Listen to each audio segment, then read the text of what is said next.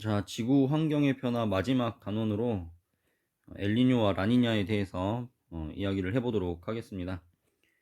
엘니뇨와 라니냐에 대해서 이야기하기 앞서서 먼저 저번 시간에 이야기했던 대기대순환에 대한 내용 간단하게 이야기를 해볼 건데요.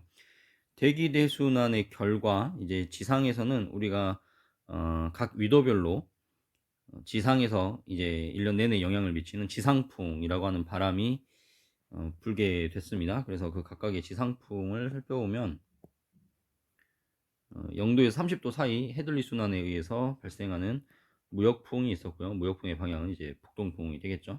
남반구는 대칭 해주면 됩니다. 다 알고 있죠. 그 다음에 중위도 지방 페렐 순환에 의해서 해당 지역, 우리가 살고 있는 지역이죠. 이 지역에서는 남서풍 계열의 편서풍이 불고 있고요.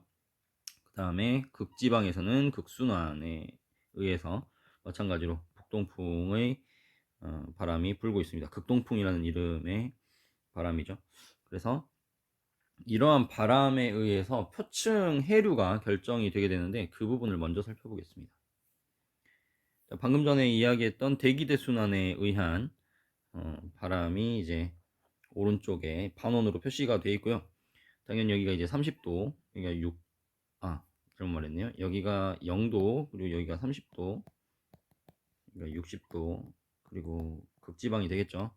자, 각 지역에서 부는 바람에 의해서 각 위도 해역의 이제 해류가 결정이 되게 되는데, 핵심은 이렇습니다.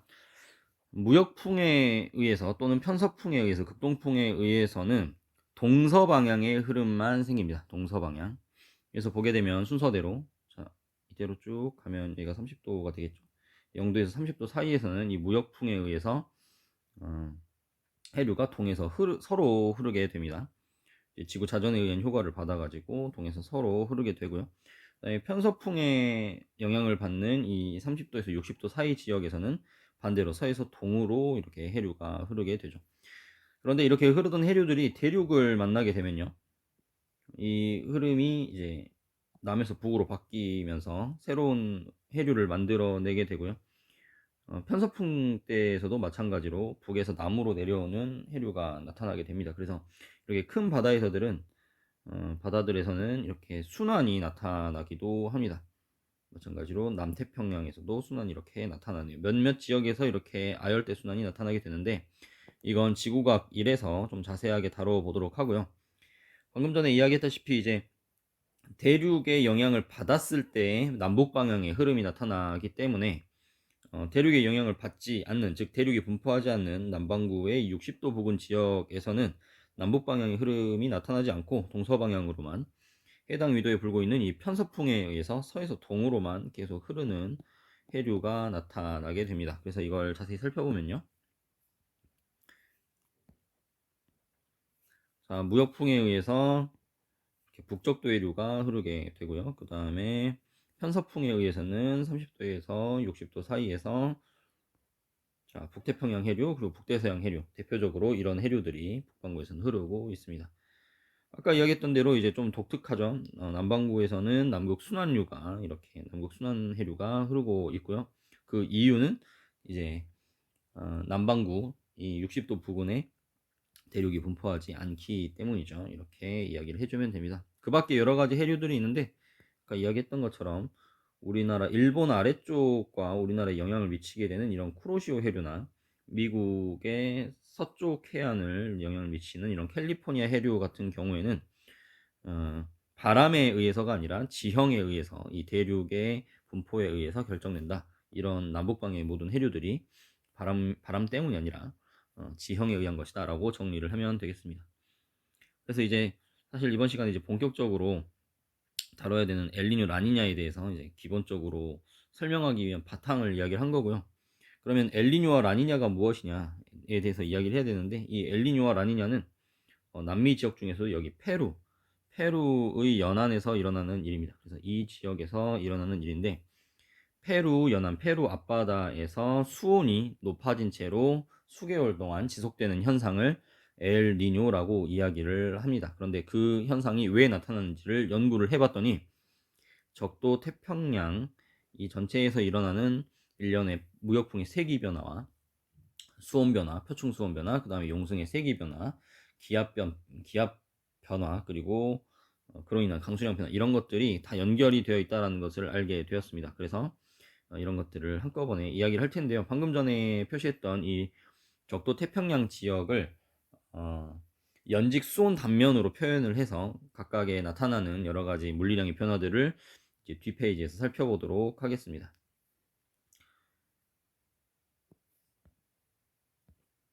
자, 그래서 방금 전에 이야기했던 엘니뇨의 정의에 대해서 이야기를 해보면요.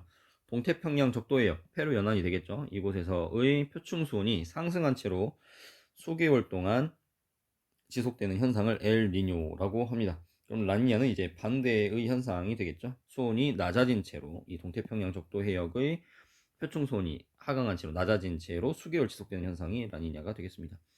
자, 엘니뇨의 원인은 무엇이냐? 무역풍이 약화되었기 때문이다 라고 이야기를 할 수가 있겠고요. 그로 인해서 태평양 적도 해역의 기후에 영향을 미치게 됩니다. 그래서 자세하게 다시 살펴보겠습니다. 적도 태평양 지역의 연직 수온 단면을 먼저 표현을 해 볼 건데요. 자, 동쪽에는 이제 페루가 이렇게 있을 거고요. 서쪽에는 인도네시아 또는 이제 호주도 오스트레일리아도 있을 수가 있겠죠. 서쪽이니까 우리 지도를 같이 살펴보면서 이 부분을 내용을 공부를 하면 이해가 좀 더 쉬울 거라고 생각이 됩니다.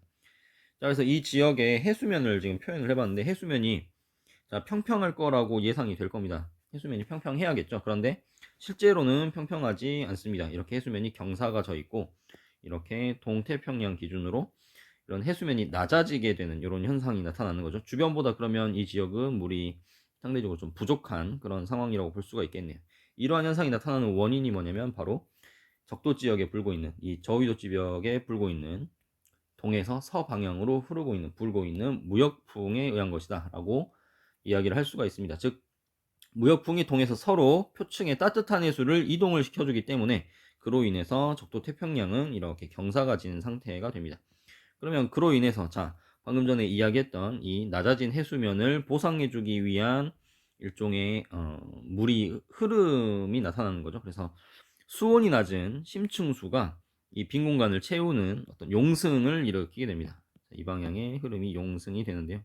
아래에서부터 위로 올라오는 업웰링 용승이 됩니다. 용승이 나타나게 되면서 자, 이 표층 해수의 수온이 낮아지게 됩니다. 콜드 차갑다라는 의미로 이제 C라고 썼고요. 자, 그래서 표층 수온이 낮아지니까 그 지역의 공기, 그 표층 해수와 인접해 있는 공기가 차가워지게 될 테니까 밀도가 높아지고 하강 기류가 나타나게 될 겁니다. 그로 인해서 이 페루 연안 동태평양 적도 해역에는 고기압이 형성이 되겠죠. 자, 고기압 지역에서는 이 하강 기류로 인해서 구름이 잘 형성되지 않습니다. 점선으로 표시한 건 구름이 없다라는 거를 이제 표시를 한 거예요. 여러분들 이 내용은 같이 이렇게 연습장에다가 그려가면서 이야기를 하면 조금 더 좋을 것 같습니다. 자, 그래서 그럼 서태평양 쪽에서는 어떤 현상이 나타나게 되느냐? 자, 따뜻한 해수가 서쪽으로 많이 이동을 해갔기 때문에 상대적으로 서태평양은 표층 수온이 주변보다 높게 될 겁니다. 그로 인해서 동태평양과는 반대로 상승 기류가 잘 발달하겠네요. 이 따뜻한 해수로부터 에너지가 공기로 전달이 될 테니까요. 그로 인해서 저기압이 잘 발달을 하게 될 테고요. 여러분들 중학교 때 배웠던 것처럼 상승하는 공기는 단열 팽창하면서 구름을 잘 형성을 하게 됩니다. 그로 인해서 자, 기후가 이렇게 결정이 되는데요. 동태평양은 구름이 잘 형성되지 않는 탓에 비가 잘 안 오게 됩니다. 반면에 서태평양 지역은 이 저기압이 잘 형성되기 때문에 구름이 잘 만들어지게 되고 구름이 이렇게 잘 만들어져서 비가 잘 내리는 환경이 됩니다. 그로 인해서 기후가 페루 연안 동태평양 해역에서는 고기압으로 인해서 건조한 기후가 잘 나타나게 되고요. 서태평양의 경우에는 구름이 잘 형성되고 습하고 비가 잘 내리는 이런 기후가 일반적으로 평상시에는 형성이 되게 됩니다. 그런데 문제는 이제 이러한 무역풍의 세기에 변화가 나타납니다. 엘니뇨 또는 라니냐가 나타나게 되는 가장 기본적인, 가장 기초적인 원인은 무역풍의 세기 변화가 되겠습니다. 그래서 자, 무역풍의 세기가 어느 날 약해집니다. 아직까지도 정확한 원인은 모르지만 무역풍의 세기가 약화가 되게 되면 자, 용승의 세기, 페루 연안의 용승의 세기가 달라지게 되죠. 자, 먼저 해수면 경사가 평상시보다 완만해질 겁니다. 따뜻한 해수가 이 무역풍에 의해서 덜 밀려갈 것이기 때문에 상대적으로 이 적도 태평양의 경사가 완만해질 거고요. 그로 인해서 이 채워줘야 되는 공간이 아까에 비해서 훨씬 더 작아졌죠. 그렇기 때문에 용승이 작게 일어나게 될 겁니다. 화살표를 이쪽에다가 표시한 이유는 조금 그림이 복잡해지는 걸 막기 위해서인데, 당연히 연안을 따라 가지고 이렇게 가까운 곳에서 용승이 일어날 겁니다. 이곳에서 용승이 일어난다는 표시는 아니고 그냥 이 동태평양 지역에서 용승이 아까보다 더 줄어들었다, 이런 식으로 생각을 해주면 좋겠습니다. 자, 그래서 용승이 약해지니까 어떻게 될까요? 상대적으로 차가운 해수가 덜 올라오겠죠. 그래서 이쪽 지역은 평년에 비해서 따뜻해지게 되고, 따뜻해지게 되고, 그로 인해서 상승 기류가 발달을 하고, 저기압이 발달하니까 구름이 생기고 비가 잘 내리는 환경이 될 겁니다. 반면에 서태평양은 따뜻한 해수가 덜 이동했기 때문에 평상시보다 차갑게 되고, 그 다음에 고기압이 발달을 하게 되면서 상대적으로 하강 기류가 잘 발달하게 되겠죠. 하강 기류가 잘 발달해서 지금 고기압 상태가 될 거고요. 그리고 그로 인해서 구름이 잘 형성되지 않기 때문에 비가 잘 오지 않는 그러한 기후가 될 겁니다. 자, 엘니뇨가 발생을 했다. 그래서 동태평양 연안의 경우에 지금 수온이 상대적으로 높아졌죠. 수온이 높아진 채로 수개월이 지속이 됩니다. 그로 인해서 기후까지 바뀌었죠. 기후가 지금 비가 더 많이 내리는 상황이 됐고요. 서태평양의 경우에 표충수온이 낮아졌습니다. 그리고 고기압이 발달해서 비가 잘 안 오는 환경이 돼버렸네요. 평상시 페루 연안에서는 아까 이야기했던 따뜻한 차가운 해수가 많이 올라오게 되는데, 이 속에는 용존 산소량이 높습니다. 산소가 녹아있는 상태로 많이 존재를 하게 되는데, 이게 여기 추가가 되는 거죠. 평상시 같으면. 그리고 영양염류, 차갑기 때문은 아니지만 심층수에는 영양염류도 많이 녹아 있습니다. 그런데 그게 엘니뇨가 발생함으로써, 즉 용승이 약해졌기 때문에 이러한 것들의 공급이 줄어들게 되고, 그러면 상대적으로 어장 형성이 적게 되니까 어획량 또한 줄어들게 됩니다. 그래서 이제 엘니뇨라는 이름이 붙었다라고 알려져 있죠. 반대의 상황이 되면 어떻게 될까요? 자, 라니냐가 발생을 했습니다. 라니냐가 발생을 하기 위해서는, 자, 가장 이 모든 변화의 시작은 무역풍의 세기 변화라고 했습니다. 자, 무역풍이 평상시보다 더 강해졌다. 그러면 해수면의 경사가 더 급해지겠죠. 해수면의 경사가 급해진 만큼, 자, 이렇게 상대적으로 우리 평상시보다 더 해수면이 많이 낮아졌죠. 그러면 이걸 채우기 위한 보상 운동인 용승이 더 강하게 일어나야 될 겁니다. 자, 그래서 용승이 더 강해지고요. 용승이 더 강해진 만큼 표층 해수도 더 많이, 심층의 차가운 해수가 더 많이 올라오게 될 겁니다. 그로 인해서 표충수온은 훨씬 더 차가워지게 될 겁니다. 표충수온이 더 차가워진다는 의미에서 C를 좀 크게 써봤습니다. 그로 인해서 평상시도 원래 차가운 표층 해수로 인해서 하강 기류가 잘 발달했는데, 그게 더 강하게 나타납니다. 더 강하게 나타나서 고기압이 평상시보다 더 강하게 나타나고요. 원래 건조했는데 더 극단적으로 건조한 기후가 나타나게 되겠죠. 반대로 서태평양의 경우에는 따뜻한 해수가 많이, 그리고 더 멀리까지, 우리 대륙의 영향을 더 많이 미칠 수 있는 거리까지 더 가깝게 밀려갔고요. 그러면 저기압이 더 강하게 발달하겠죠. 크게 썼습니다. 그리고 저기압이 더 강하게 발달하면서 상승기류가 강하게 생겨날 테니까 구름도 훨씬 더 많이 자주 생기게 되겠죠. 그로 인해서, 자, 라니냐가 발생을 했다. 평상시 날씨보다, 평상시의 기후가 동태평양이 건조했고요. 그리고 서태평양이 습했는데 그게 더 강화가 된 거죠. 더 강화가 됐습니다. 그로 인해서 우리는 이제 동태평양에서는 가뭄을 걱정을 해야 되고요. 서태평양에서는 홍수를 걱정을 해야 될 겁니다. 지금 해당 그림, 이 2차원 단면으로 연직 수온 단면을, 해수 단면을 표현을 하면서 같이 엘니뇨와 라니냐 시에 나타나는 물리량 변화를 살펴봤는데요. 여러분들 같이 그리면서 살펴보면 좋겠습니다. 자, 그래서 정리하면요. 엘니뇨와 라니냐가 나타났을 때 영향은, 자, 적도 태평양의 동서해역의 이제 기후가 달라지게 됩니다. 어떠한 피해가 발생하느냐? 자, 엘니뇨가 발생했을 때 호주, 우리 서태평양이죠. 서쪽, 서태평양 쪽에 가뭄이 발생할 수가 있고요. 그 건조한 환경 변화로 인해서 이제 산불이 잘 발생을 합니다. 실제로 호주에는 최근 몇 년 동안 큰 산불이 자주 발생을 하고 있죠.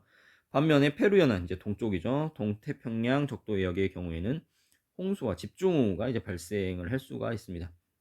반면 라니냐의 경우에는 호주가 홍수가 오고, 이제 페루에는 가뭄이 일어날 확률이 높게 되겠습니다. 그래서 이렇게 해서 엘니뇨와 라니냐에 대한 내용을 살펴보았습니다. 여러분들 아까 이야기한 대로 그림을 같이 그려가면서 정리를 하면 내용을 기억하는 데 더 도움이 될 것 같습니다. 이번 시간은 여기까지 하도록 하겠습니다.